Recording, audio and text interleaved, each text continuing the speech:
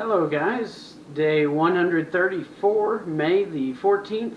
For those of you doing the one-year Bibles with us, it is 1 Samuel 15 verse 1 through 16:23, John 8 verse 1 through 20, Psalm chapter 110 through, Psalms chapter 110 verse 1 through 7, and Proverbs chapter 15 verse 8 through 10.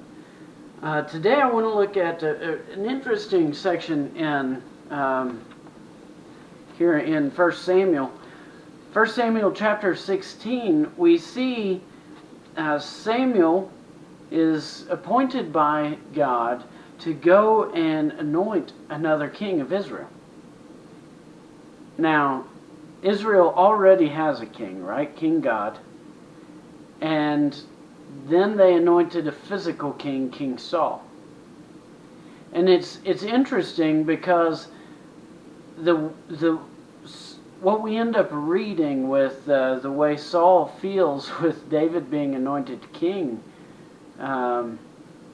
you see Saul's a little bit upset about it. Well, similarly, that's what God is dealing with. So David is anointed king while Saul is king, but David's not to be king until after Saul's done being king.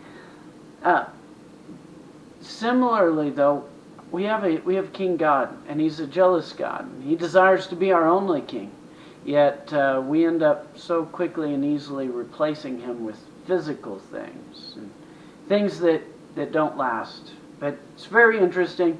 Enters into quite a few chapters of this dynamic between David and Saul.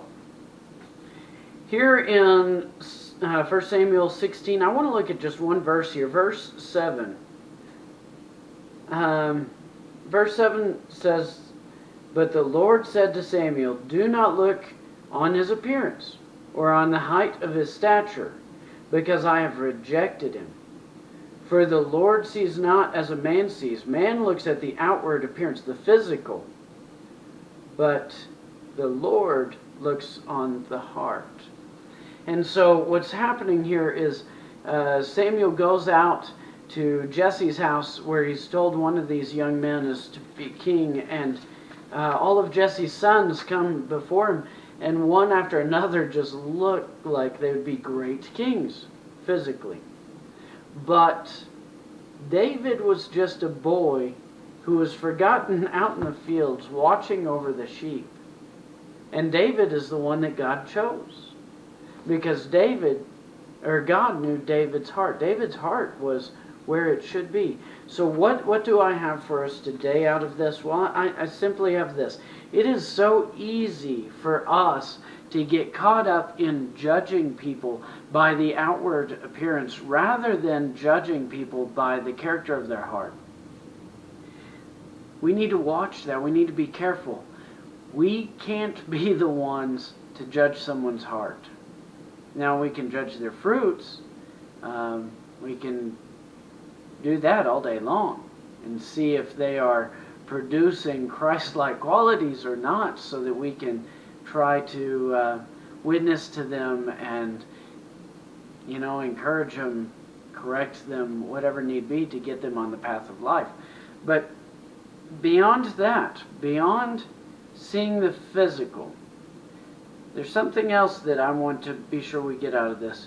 We need to guard the integrity of our own hearts. Rather than boasting in the physical, the things we've done, the things that we're better at so-and-so at, we need to watch that. We need to be careful, because God is looking at the integrity of our heart. Guard your heart. Above all else, guard your heart, because it is the wellspring of life. And I just want to encourage you guys, just check yourselves, be sure your heart's in the right place. And if it isn't, spend some time in prayer. And it may not take once, it may take a cycle of doing this every day for God to start working in your heart to get it where it ought to be.